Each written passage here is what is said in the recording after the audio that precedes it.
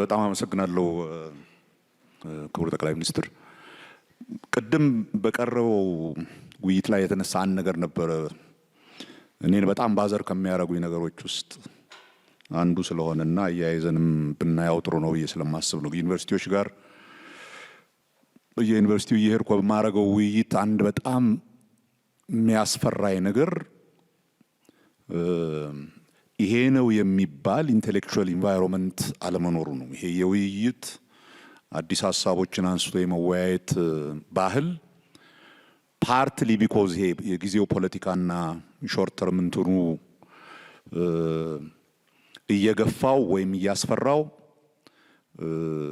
በጣም ከውይይት የራቀ ነው። አይ ቲንክ 3 ዓመት በፊት ይመስለኛል ብዙ ዩኒቨርሲቲዎች እስኪ በአመት 3 መሰረታዊ የሆነ በዓለም ላይ ያሉ ችግሮች ላይ ውይይት የማድረግ እንትን ይጀመር ብዬ ነበር። እስካሁን አይ ቲንክ አዲስ አበባ ዩኒቨርሲቲ ውስጥ ትንሽ ውይይቶች እንደዛ አይነት ነገሮች አሉ እንጂ የለም። ይሄ ፓርትሊ የሚመስለኝ ይሄ የገባንበት የጊዜው በየጊዜው ያሉ ኢሾች ከዛ አልፈን ሰፋ አድርገን እንዳናይና እንዳንወያይ አድርጎናል። ይሄ ደግሞ ከምሁራኖቻችን ልናገኝ የሚገባንን ጥቅም እንደ ሀገር እያጎደለብን ነው።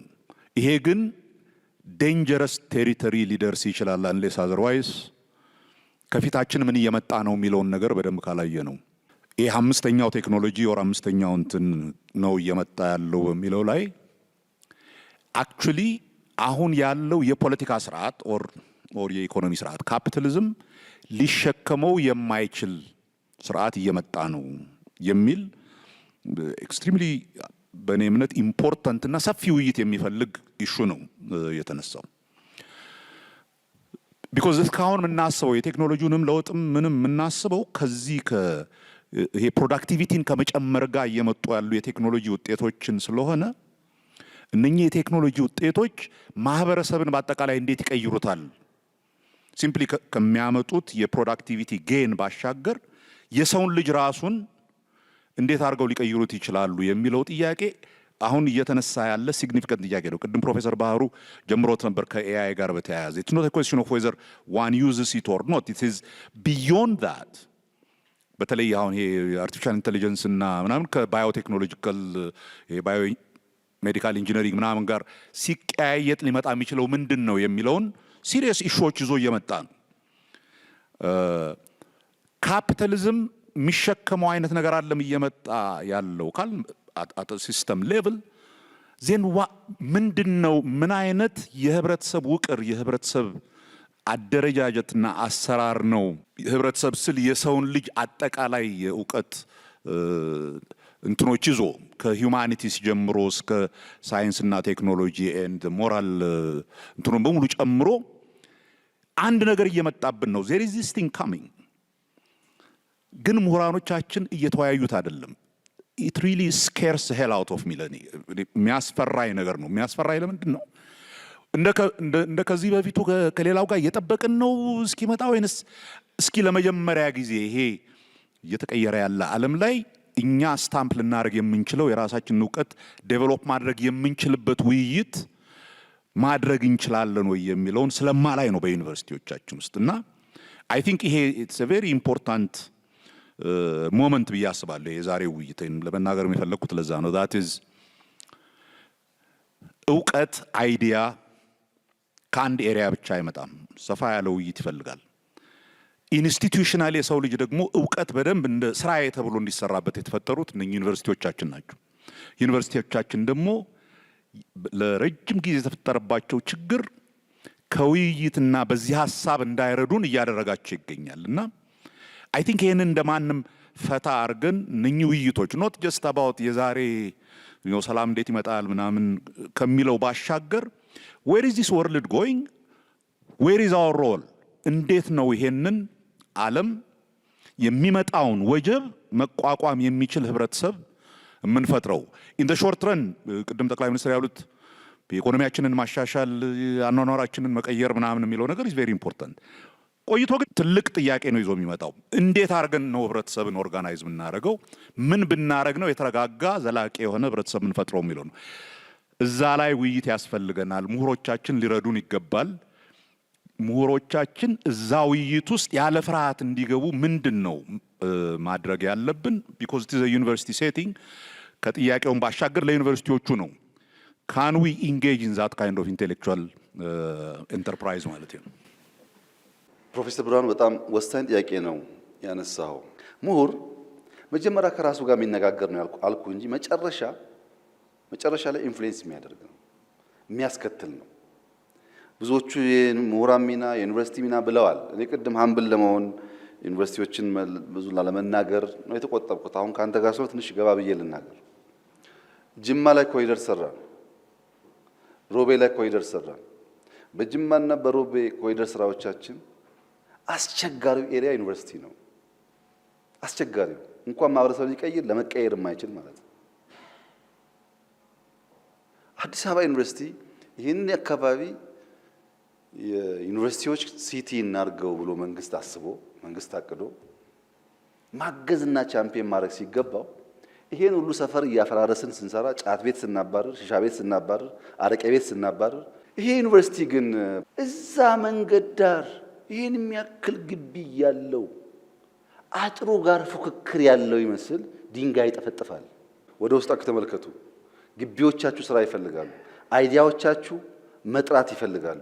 ንግግር እዚሁ ጀምሩ። እዚሁ ይሄ ንግግር ምናልባት በሚዲያ የሚደገፍበትን መንገድ ማሰብ ይቻላል። ዝም ብሎ ለፌስቡክ ሳይሆን ውይይቱ እየታየ በናሽናል ሚዲያዎች የሚተላለፍበት ሌሎች ሰዎች የሚደርሳቸው ከዚህ በኋላስ መቀሌም ባህር ዳርም ምናምንም ይሄን እየተማሩ በየአካባቢያቸው እንዲያስፉ ማድረግ ይቻላል። ያን ካደረግን ኢንፍሉዌንስ ማድረግ ያቅተናል ብዬ አላስብም። እኔ ለምሳሌ ፕሮፌሰር ብርሃኑ ብንወስድ በሩቅ ተቃዋሚ እያለ ተፋላሚ እያለ ከነበረው ኢንፍሉዌንስ በላይ በእኔ መንግስት ውስጥ ካቢኔ ከሆነ በኋላ በጣም ኢንፍሉዌንስ አድርጎኛል። ለካ ተቃዋሚዎች ስራ ይሰራሉ፣ ለካ ኢንስቲቱሽናል ቲንኪንግ አላቸው ብዬ ሞር አክብሬዋለሁ። የድሮ ብርሃኑና የዛሬ ብርሃኑ ለእኔ እኩል አይደለም። ድሮ ማስብህ እንደ ፖለቲከኛ እንደ ተፋላሚ ነው። አሁን ግን አንድ ስራ ይዞ መስራት እንደሚታትር ሰው ነው ማስብ። ኢንፍሉዌንስ የመጣው በተግባር ነው። ተሰጥቶ ባታደርገው ያ ኢንፍሉዌንስ አይኖርም። ይህን አካባቢ ተማሪዎች በሰላም ሳይሳቀቁ ወጥተው አንብበው ይመለሱበት ስናደርግ ይቀየራል። አብርሆት ላይብረሪ ከሰራን በኋላ ከኋላም ከፊት ችግር ነበር። ከፊት የአርበኞች ህንፃ ነበር። በብዙ ልመና በብዙ መተካት ነው ያነሳናቸው። እኛ ቦታ የምናነሳው ለእኛ ምንጮት አይደለም። ተማሪዎች ኦፕን የሆነ ስፔስ ካልተፈጠረላቸው በሜሞራይዜሽን ብቻ አናሊቲካል ካፓሲቲ የሌለው ተማሪ አገር አይቀይርም። ያ ደግሞ ዲፕ ቲንኪንግ ይፈልጋል። ከራስ ጋር ማውራት ይፈልጋል። ዛፍ ይፈልጋል። የውሃ ድምፅ ይፈልጋል። ለልጆቹ ነው። አብሮት ከተሰራ በኋላ አንድ ሰው ስሙን ባልጠቅስ ይሻላል 4 ኪሎ አካባቢ ስመጣ በጣም ይሰማኛል ምናምን አለ። በሚዲያ የሚናገረው ድሮ ጠላ የምንጠጣበት ድሮ ስጋ የምንቆርጥበት ሰፈር ጠፍቶ አንድ ላይብረሪ ቆሞበት ሳያል ይሄ ሰው የጸሐፊ ነው ባይዘው ላይብረሪ ተሰራ ብሎ ጠላ ቤት ፈረሰ ብሎ የሚያኮርፍ ማለት ነው። ይሄ ኢንፍሉዌንስ ሊያገኝ አይችልም። እኛ ያለንበት አውድ መፍረስ ያለበት ነው። ምሁራን መቼና እንዴት ነው እንጂ መፍረስ ያለበት ነው። ይሄ መንደርተኝነት ካልፈረሰ እንዴት በለጽጋለን? ምንም የማይፈርስ ነገር ኖሮን ነው። መፍረሱ ግን የተሻለ በሚያመጣ መንገድ መሆን ስላለበት ነው ጊዜ እየወሰደ ያለው። ያንን በጥልቀት ማየት ካልቻል አስቸጋሪ ነው። ፕሮፌሰር ብርሃኑ አንድ ነገር ተናገረ። ውይይቱን ያበላሸው አሁን ወቅታዊ ነገር ሸፍኖን አይደለም። ተሳስተሃል። የውይይት ባህል የለንም። በኢህአፓ ጊዜ የውይይት ባህል የላችሁም። ወረቀት ታቀብላላችሁ እንጂ የውይይት ባህል የላችሁም። አንዳንድ ሰዎች መጥተው እዚህ ይናገራሉ። ሰዓት አለው እሱ። እነሱ ሰዎች ግን መይሶ ለመስማት ዝግጁ አልነበሩም። ባህሉ የለም። ስብሰባ እናውቃለን። ወር መቀመጥ እናውቃለን። 2 ወር መቀመጥ እናውቃለን። 2 ወር ተቀምጠን ግን ምን አመጣና አናውቅም። እና ውይይት ባህሉ አልነበረም። እንፍጠረው ካልከኝ ብቻ ነው ካንተ ጋር መስማማው። ቅድምም ብያለሁ። ከረንሲ እዚህ ያለው ሰው ከረንሲው አይዲያ ነው። እመነኝ፣ ወርቃማ አይዲያ ከመጣ የኢትዮጵያ መንግስት ተኝቶ ባይገባው የጅቡቲ መንግስት ይቀበለዋል። የሚሰራ አይዲያ ካለ ከረንሲውን አውቆ የሚጠቀም ሰው ካለ መንግስታት ሁሌም ክፍት ይሆናል። ቅድም ባነሳውልህ ሮቤ ከተማ ሞክረን ነበረ ኮሪደር፣ ትንሽዬ ሙከራ። ጅማም ትንሽዬ ሙከራ አለ። ነቀምት ገና የተጀመረ ነው ያለው። ጅማ በተደጋጋሚ ሱፐርቪዥን ስለሚሄድ ላስቲክ ማንሳት ምናምን ጀምረዋል። የሮቤ ከተማ ላስቲክ የሚነሳው እንግዳ ይመጣል ሲባል ነው። የሮቤ ዩኒቨርሲቲ ስራችሁ ኮሪደር እኛ ከሰራን ከተሜነትን ደግሞ ሰው ላይ መስራት ነው። ከተሜነት እኮ ባህል ነው። በየቦታው የሚጥል ሰው እዚህ አዲስ አበባ ውስጥ ጠጥቶ ከመኪናው ላስቲክ እየጣለ የሚሄድ ሰው አለ እዚህ ከተማ ውስጥ። እሱ መቀየር ነው። እኛ አስፋልት እንሰራለን። አስፋልቱ 20 ዓመት እንዲቆይ ግን ባህል እናንተ ካልፈጠራችሁ የእናንተ ሮል ካልተጫወታችሁ አይመጣም ተደምሮ። ፊውቸር አንሰርቴኒቲ ያለ ኤአይ እየመጣ ነው። እንዴት ነው የምናልፈው ላልከው ፕሮፌሰር፣ ፊውቸርን ገቨርን የምናደርገው ኮፕ ማድረግ ብቻ በመማር ብቻ ነው። ማቆም አንችልም። በእያንዳንዱ ቴክኖሎጂ እኛ ስም እናወጣለን። ቴክኖሎጂውን ግን ማቆም አንችልም። አሁን ኤአይ መጥቷል። ስም ማውጣት አይደለም የሚያስፈልገው፣ መዘጋጀት ነው፣ መማር ነው። ምንም ነገር ይኖረው ነገ ኢትስ የታወቀ ነገር ነው። ከተማርና ከተዘጋጀን ገቨርን እናደርገዋለን። ካልተዘጋጀን እንቀራለን። ለሱ ነው መማር የሚያስፈልገው። ኤአይ በእኔ እምነት ኢትዮጵያ በጣም በጣም እድል ያላት ሀገር ናት። ኤአይ አንዱ የሚፈልገው ኢነርጂ ነው። ለዚህ ነው የክሪፕቶ ከረንሲ ኢትዮጵያ ውስጥ የተስፋፋ ያለው። ኢነርጂ ደግሞ እኛ ያመረት ነው አይደለም፣ ብዙ ለማምረት እድል አለን። ከሃይድሮም፣ ከሶላርም፣ ከጂኦተርማልም፣ ከኒውክለርም በጣም ሰፊ እድል አለን። ኢነርጂ ላይ ኢንቨስት ካደረግን አንድ አስቻይ ጉዳይ ፈታን ማለት ነው። ሁለተኛው ዴታ ነው። ዴታ ደግሞ ዲቨርስ በሆነ እንደዚህ ባለ ብዙ ፖፑሌሽን እና ሶሳይቲ ውስጥ በቀላሉ የሚፈጠር ነገር ነው። ዳታ አተን ነው። እኛ በጣም ብዙ ዳታ አኳልን አልገባም። የገባው ስድቡ ብቻ ነው። ስድቡን እንቀንሰውና ሳይንቲፊክ የሆኑ ቶቶች፣ አርቲክሎች፣ መጽሐፎች ማስገባት ስንጀምር የኛ ሐሳቤ እዛ ውስጥ ይገኛል። ሶስተኛው ዴታ ሴንተር ነው። ዳታ የሚከማችበት ድሮ እንደምታውቁት ውድ ነው። ለዩኒቨርሲቲው ዴታ ሴንተር ይሄ ቤት ያስፈልግ ነበር። አሁን እኮ የዴታ ሴንተር በጣም በጣም ቺፕ እና ትንሽ እየሆነ ነው። በኢትዮጵያ 2030 ዲጂታል ስትራቴጂ ከሶፍትዌር ወጥተን ሃርድዌር ማምረት አለብን ብለን እየጀመር ነው ስራ። ሃርድዌር እናመርታለን። ሃርድዌር ማምረት ስንጀምር ለቺፕስ ለኤአይ ግብአት የሚሆን ነገር ደግሞ ከማንም በላይ አፍሪካ ነው ያለው። ለምሳሌ ድሮ ወርቅ ይባላል። አሁን ኮፐር ኢምፖርታንት እየሆነ ነው። ኢነርጂ ኢምፖርታንት ከሆነ ኮፐር ኢምፖርታንት ነው ማለት ነው። ኮፐር ደግሞ እኛ እንደ ቺፕ ነገር የምናየው ጉዳይ ነው። እንደምታውቀው ወርቅ ነው ለኛ ውዱ። ብዙ አስቻይ ነገር ስላለ በጥልቀት ማየት ከቻል ኮምፒት ማድረግ እንችላለን ብዬ አምናለሁ። በዚያ እሳቤ አንደኛ ዩኒቨርሲቲውን በጣም ቆንጆ አድርገን እንሰራዋለን። ቤስት ተማሪዎች እናመጣለን። የዓለም መምህራን እንጠቀማለን። ከዛ ኮምፒት የሚያደርጉ ሰዎች ተስፈኞች እንዲሆኑ ሄደው እንዳይቀሩ ጥረት እናደርጋለን።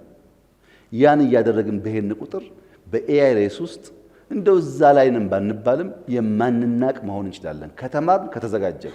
ይሄ ጉዳይ አደገኛ ነው፣ ስራ ሊወስድ ነው ምናምን እያልን ይሄ የለመድነውን ተረክ እየተረክን ከቀጠልን ግን ልጆቻችን ረሀብተኛ ይሆናሉ።